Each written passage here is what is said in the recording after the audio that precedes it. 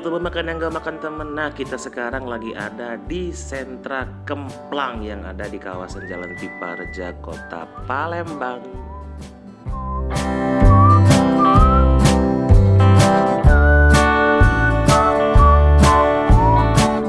Nah, makanan berbahan dasar ikan tenggiri dan tepung tapioka ini bisa kalian temui di sini dengan harga yang sangat terjangkau, cuma 15.000 aja loh.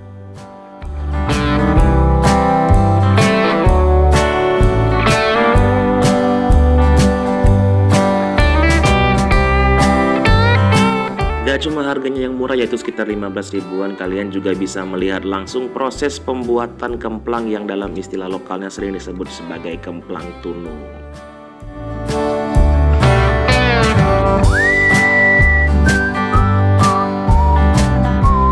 Selain bisa menemukan varian lain dari kemplang seperti kemplang udang, kalian juga akan dikasih cabai khusus yang memang mantep banget dimakan sama kemplang ini.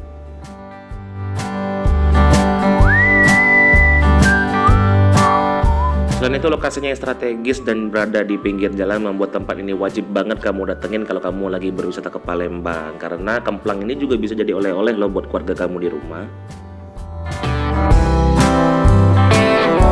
So, tunggu apa lagi, langsung aja datang ke kawasan Pipareja dan rasain langsung krenyesnya kemplang tunu asli Palembang.